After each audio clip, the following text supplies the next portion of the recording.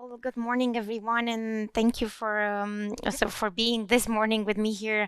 I actually really thought yesterday evening if I would be on time, if I woke up and be like with my brain ready to talk and speak with you and share best practices in a logical manner, because I'm not the morning person and it gets me some time till I get started.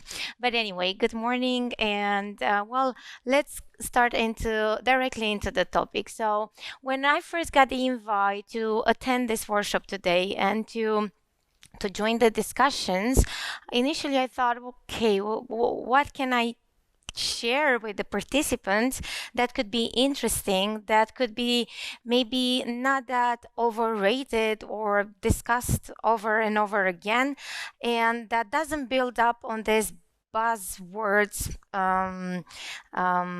momentum that we have at the moment when it comes to the future of work, returning to the new normal or building up the new normal, diversity and inclusion, sustainability in the workplace, and so on.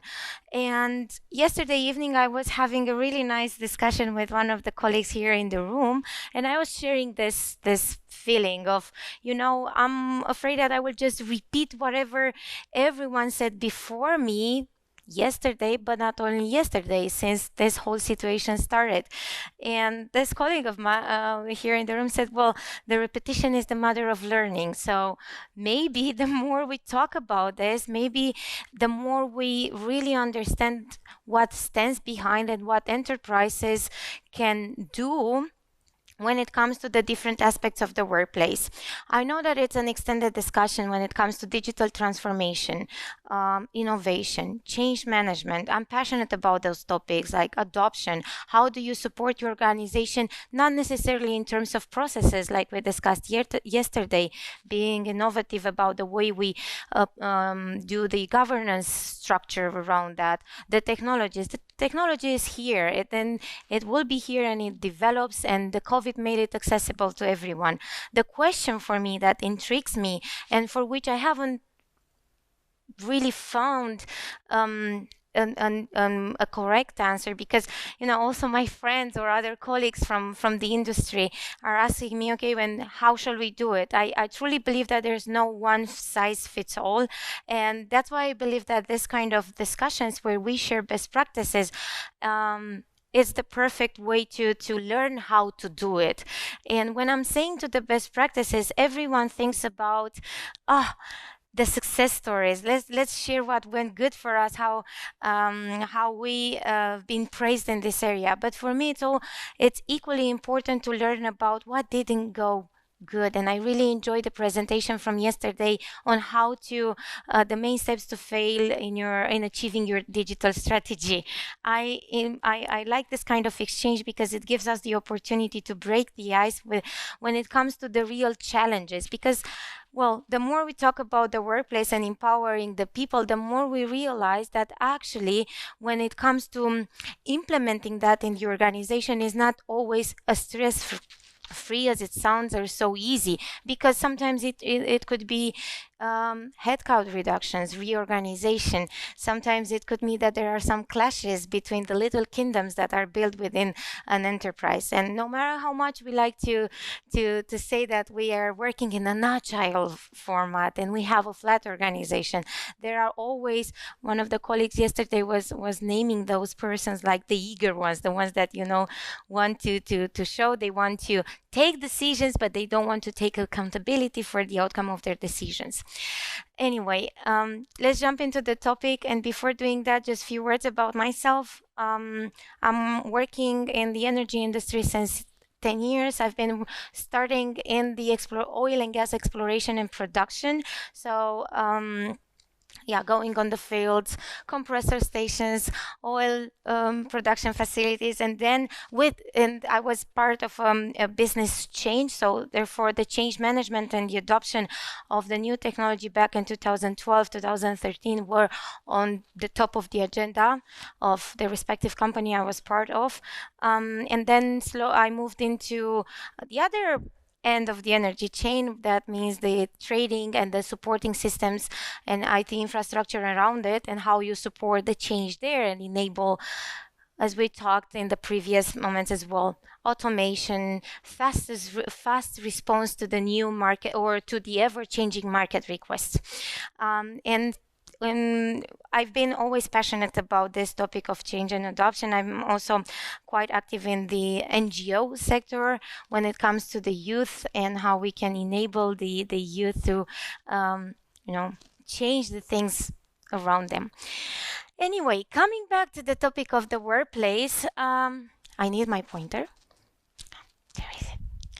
I will need your support just to break in into the topic and to already start. So please take your phones, scan the QR code, and I think I need to activate something so you can answer the questions. Oh, have you scanned it? Does it work? Yes, it's working. Yeah. Super. Perfect. Okay. Just 1 second. The first one is activated. So if you would have to describe your shift in the workplace journey so far, which would describe it the best? We talk about the fact that the paradigm or the construct of the workplace has changed, and we have seen that before the pandemic there were companies that were already thinking ahead of how the workplace of the future will look like: more flexibility, more mobility, more collaboration from everywhere, more access to the shared documents, no matter where you are sitting from, where no matter what type of job you are doing within the company. And they were already starting to reinforce that and to test this concept. Well, then we all know, and I don't want to spend too much time on that not necessarily the pandemic came, because it wasn't really the pandemic that I believe changed the way we perceive work, but it was the lockdown that was associated with the pandemic and all the restrictive measures. And that forced us to look differently at the way in which we interact, not only socially, economically, but also in the workplace. And I just wanted, everything is gonna be all right. Thank you. Interesting, because last year I've been attending a similar event in Berlin, and I asked the very same question with the same options. And maybe I think the highest rate was around here, highway to hell. And there were people even singing in the room and said, well, that's how it felt like. And to be honest, sometimes when I look into the future, because we were also discussing about the future and more precisely how 2022 will look like, many people were saying, well, help, we don't know exactly how it will be. One thing is clear, and I think that's where we all agree, there is a lot of uncertainty. And as we've seen, even though 2022 has been marked by the feeling that the pandemic is fading away, and sometimes it feels like we completely forgot about it, unless we need to take the train or the bus and we need to put the mask on or to go to the doctor. We feel like everything is done, but we also seen that 2022 raised the need of a more multilateral approach when it comes to approaching the international crisis that aim the security and the peace within the different areas of the world. Anyway, going to the next question. I said today that I'm going to talk about how the workplace, or just open the discussion and raise the topic around how the workplace construct has changed, integrated, or has evolved, because I tend to believe that it has evolved, integrated matters such as sustainability, diversity and inclusions, and digital well-being. And we will talk about that part and the role of the technology in it. That's why I wanted to have an understanding. Wow, have an understanding from your side. about how you perceive sustainability in the workplace and how you believe this will be moving forward. And I'm really interested also maybe the roundtable, but also now during my my intervention, to understand from you, what do you understand, what is your understanding when it comes, or your company's understanding when it comes to sustainability in the workplace? Because the more I talk about it, the more I hear this kind of answers like, yeah, we use already for years cups, glasses or cups. We don't use the paper cups anymore. And what or yeah, I'm using my bike to get to the office, so I'm really more, I have a more sustainability thinking and way of acting already. But for me, sustainability in workplace, it means a little bit more about beyond that, and it refers to how the large enterprises use technology to be more sustainable, in the sense of, if you want, and we will see it a bit later on the slides, what you can measure is what you can change. How during the pandemic, the large organization, Microsoft including, they started to develop tools, technological tools, in a way to support their clients to have the visibility and the transparency they have on their cloud services, on their applications, to create reports on the consumption of those application and cloud services with a direct link with the emission that they produce. And that's a way in which technology, for example, can be introduced into the daily operations as a KPI, if you want, as a key performance indicator when it comes to not only considering the cost aspects, that I'm consuming too much space in the cloud and I need to pay for it, or I have too many licenses, I need to reduce that, and so on. But it's about a behavior that needs to be reinforced from within all levels in an organization, a behavior that is or a mindset that is related to being aware. And yesterday we were hearing the topic of awareness is the key starting point. For me, it's true, is the key starting point. But what do you do with the awareness if you don't have the desire to change? So for me, it's always a matter of, how do I do the transition from awareness to desire to adopt? And we've seen that technology enables the transparency that can help build the desire to change. Wow, interesting. Inception. I need to review that, to rewatch that video. Good. Going to the next and the last question. We talk about diversity and inclusion in the workplace, and often I hear from peers, for friends, like, yeah, more female, bring more female at the management table, empower female, be more understanding with the flexi hours, whatever. All these are very good measures. But when we talk about diversity and inclusion in the workplace, for me, it's more than gender equality. That's only one component of them. What there could be more? Well, we talk about diversity of thoughts, diversity of situations, diversity of cultures, diversity of ways of working. Because for example, in an energy company, in an integrated one, like the one that starts from asset operations, asset management, up to the trading operations, right? We cannot expect everyone to act and work in the same thing. We need to consider that diversity and the characteristics of the work that each area needs to perform.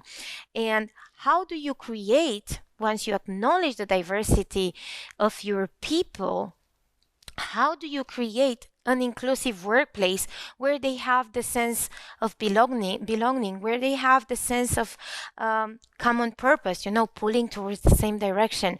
How do you, concretely, what would be the measures? What are your best practices in implementing an inclusive workplace that represents or that shows the diversity of your people where they have the feeling of togetherness. And more precisely, in this changing construct of the workplace, where we talk about hybrid way of working, fully remoted, how do you create that sense, that inclusive workplace in this world? When you have, let's say, part of the people in the office, part of the people working remotely, what are the measures that you implement within your companies that help you avoid the feeling of the employee in the cloud, for example, right? Like, there's the colleague that I'm using only to pull out the information that I need, and that's it. How do you, what are the measures that you put in place to create an inclusive workplace where there's no feeling like us versus they, us in the office versus they working remotely? So for me, this is a topic that has been always triggering my attention when it came, for example, to what technology to use. Do I have a set of technology that can help me create that? Do I have a set of ground rules that help my team have a more inclusive meeting routine, for example? Are there specific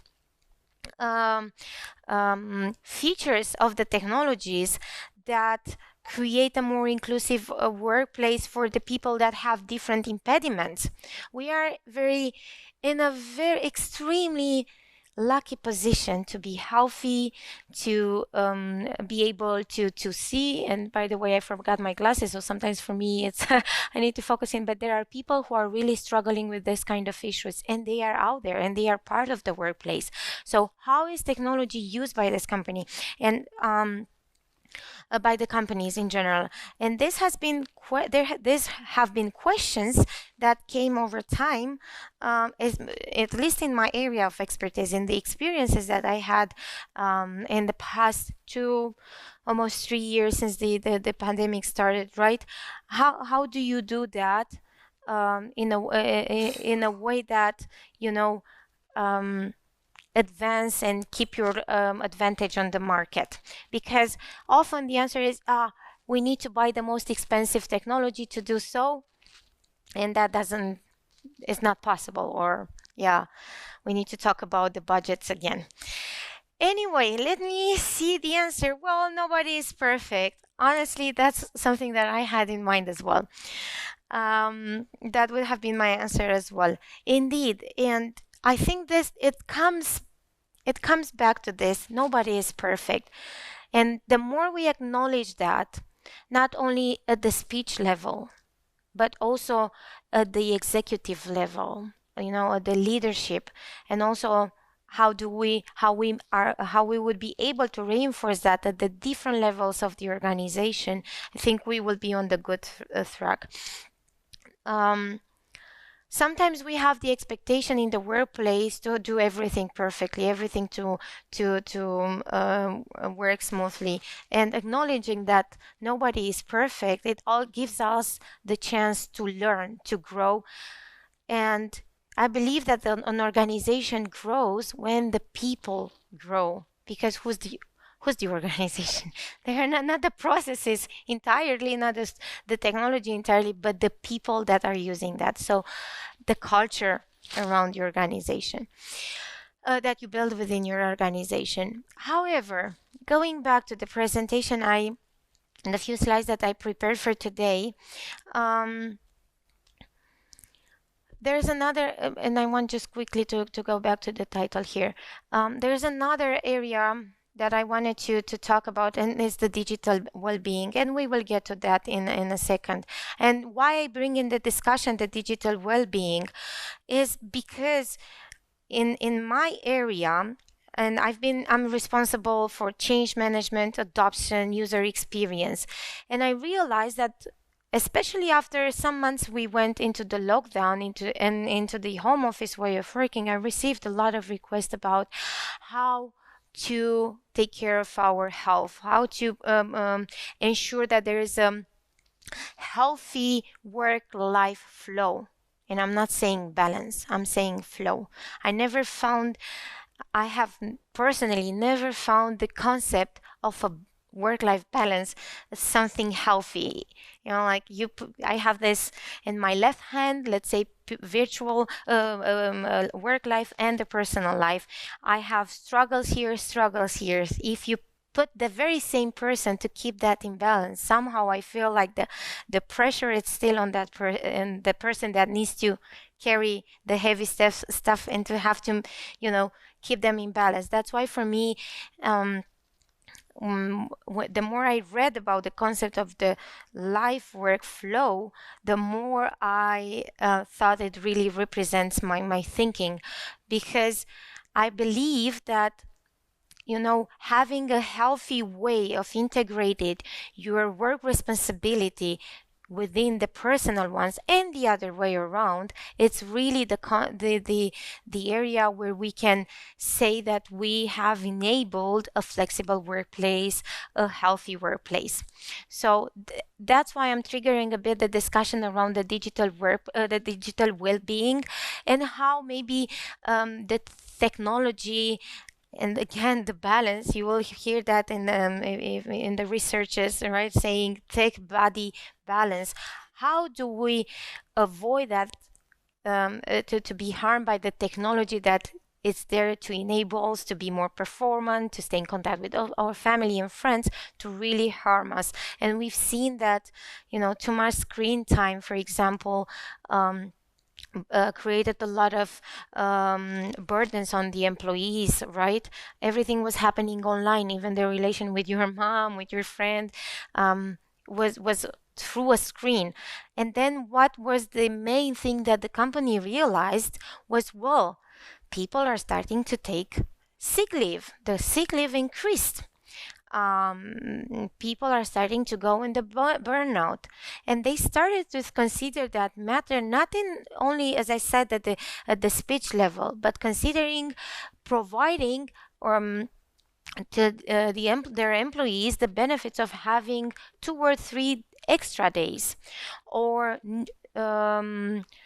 no a day a week where there are no meetings with the team, so you can focus on your work. You can choose if you want to I don't know, read something that relates to your work, but no meeting time, or just to offer bonuses. And there were companies that did that during the pandemic as well, and all of that wasn't really into the mix before the pandemic. So this is one of the reasons for which I also touched the topic of the digital well-being, and I would be really interested to share some opinion with you afterwards today, or maybe if we stay in contact via LinkedIn or email. I'll be really happy to see how is your company doing it, and maybe we can learn from each other.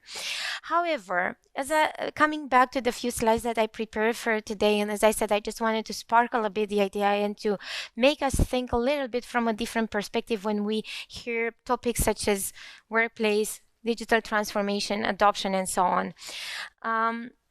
And I was pointing out that 2022 is marked by uncertainty at all levels. And that's definitely affecting the way we work, or the workplace construct, right? We've seen that companies all over the world are starting different strategies to ask people back into the office, see if that works, maybe others to define hybrid strategies and so on. But when doing that, what I came to realize was that sometimes we ask the world questions when it comes to the workplace, not considering that this has changed. That's why I'm stating here that the business should ask themselves new questions for a changed workplace.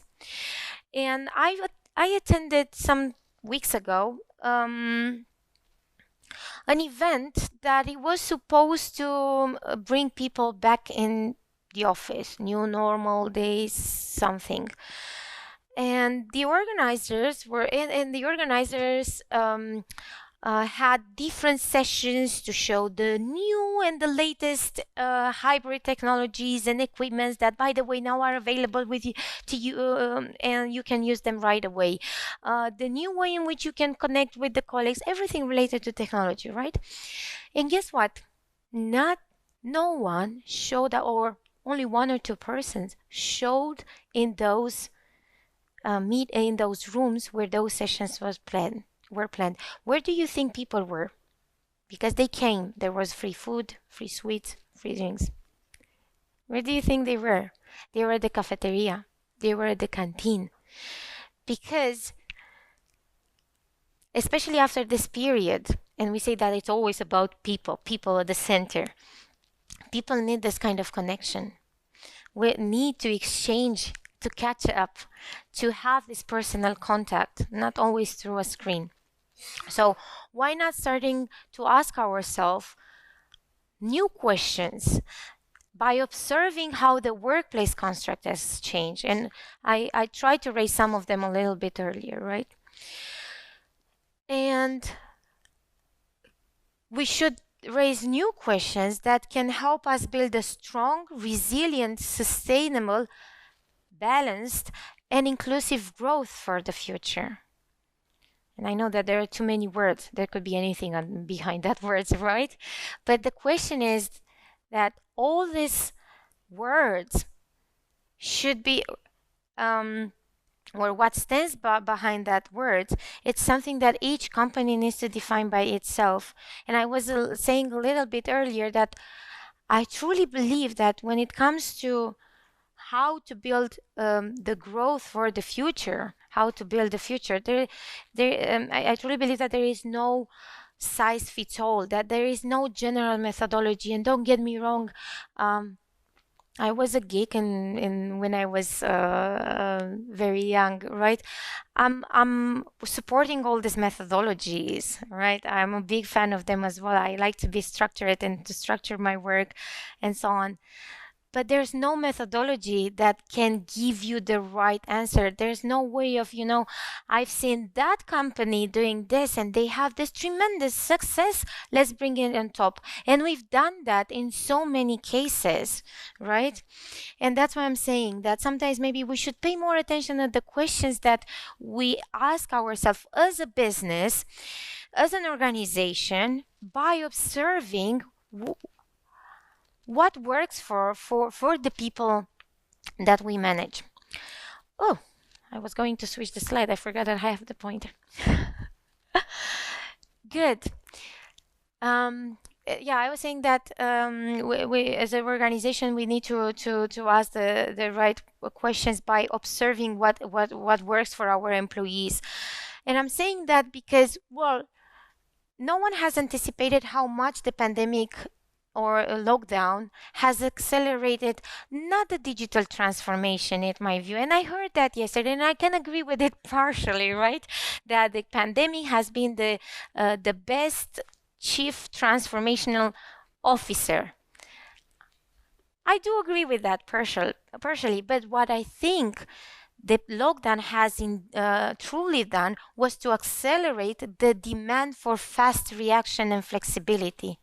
We knew that we wanted to become more digital even before the pandemic. Many of the large organizations, other enterprises as well, have invested millions in their strategy plans, right? Digitalization plans.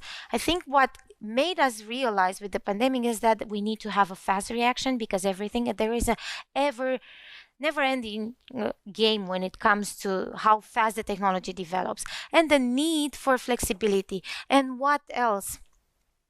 It made the employees be more independent from the physical workplace, from the physical office building, right? And it made them more autonomous in choosing the way they want to deliver. I don't need to be in the office 9 to 5 like I was before, right? So I can deliver. I had a little bit earlier the approach of I want to have my employees in the office because that's how I control the way in which they work. And we can argue everyone has everywhere, pluses and minuses. But I think this is actually the for me, those were the main points that the pandemic made us realize. I'm watching the time. Sometimes I tend to speak too much. Good. Yeah. And what we did during the pandemic, well, we experienced the reality of collaborating virtually. And what did we learn? We've seen that. We learned that efficiency is portable because we took it at home with us through the technology. And then the question wasn't that much around the technology itself, but it was about the change in adoption.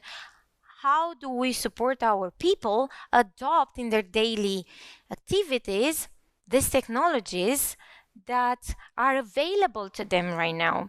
In many cases, some companies already had different technologies deployed within their others. They learned that they need to act fast and they started to implement it with the user, how the IT world say it, the user, I don't like this word user, with the people in the center, with the employee at the center.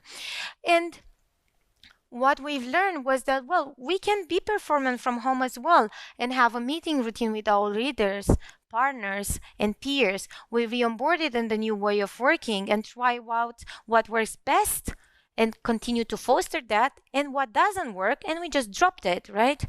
And afterwards, we realized that the new normal or the new way of working is not always stress-free as it sounds, and new challenges have been pointed out to us. Challenges like we talked a little bit earlier, sustainability, digital well-being, and so on. And then we had questions. How do I make, as I said before, the transition from this awareness to desire? How do I help my employees manage their stress level? How do we remain flexible given the fact that the plans can change at any time? And after all, what have we learned? Because we didn't come so far only to come this far. And we cannot put the genie back into the bottle and say, bring me back to the normal.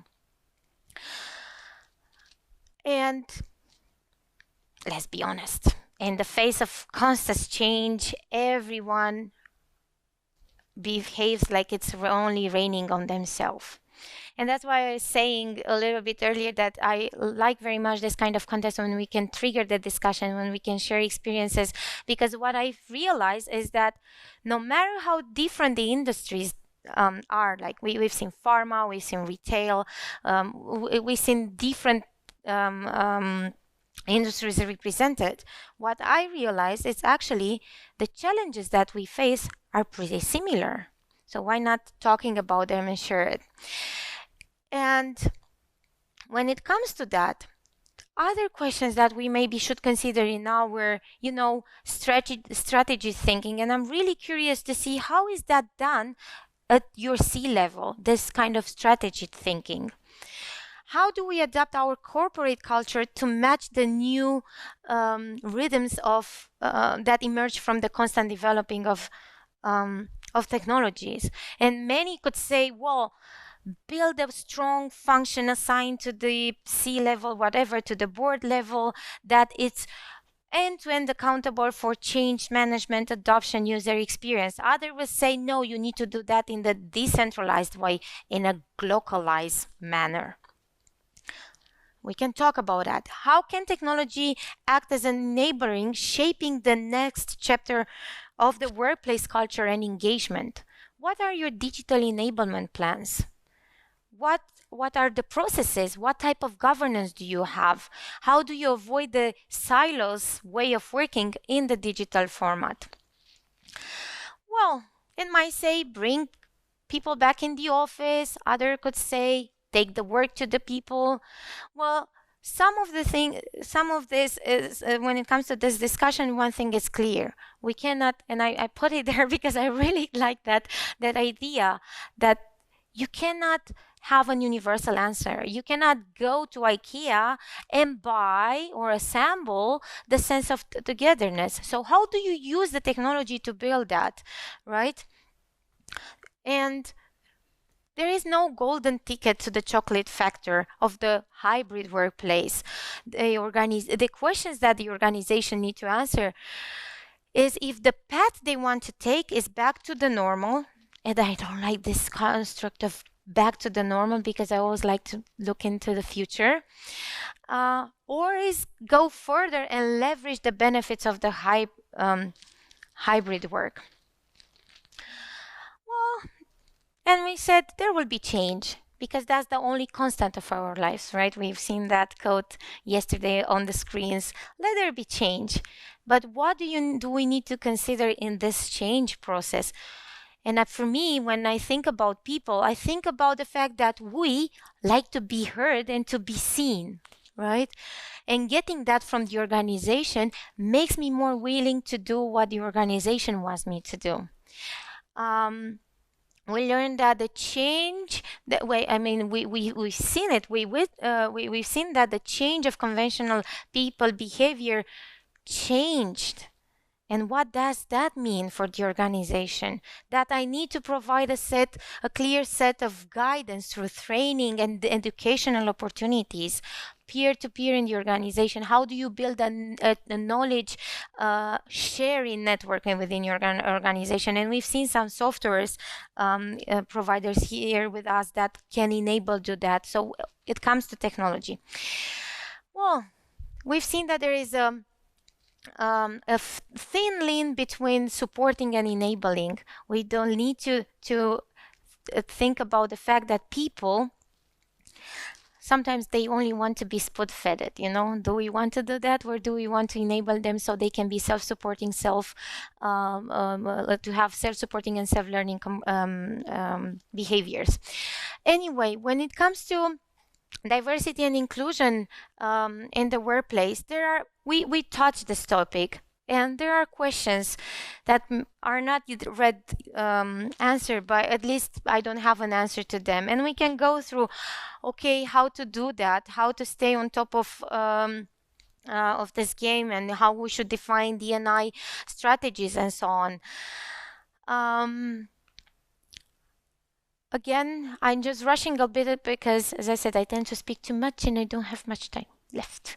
So what I really like us to take, what I really want you to take away from my presentation today is just that the workplace construct has changed and has evolved and has embedded, maybe to a higher degree, matters that we didn't really consider them in relation with the workplace before.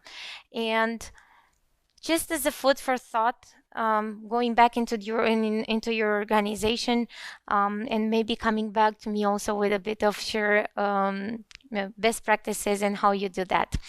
I'm not sure if I have too much time left, but I'm happy to discuss in more details. I know it's an extended discussion, and each of these pillars have years of research and testing behind them. But as I said, it was just to create a bit of awareness and to trigger the discussion around this. So thank you very much for listening, and also for joining the little survey. Thank you.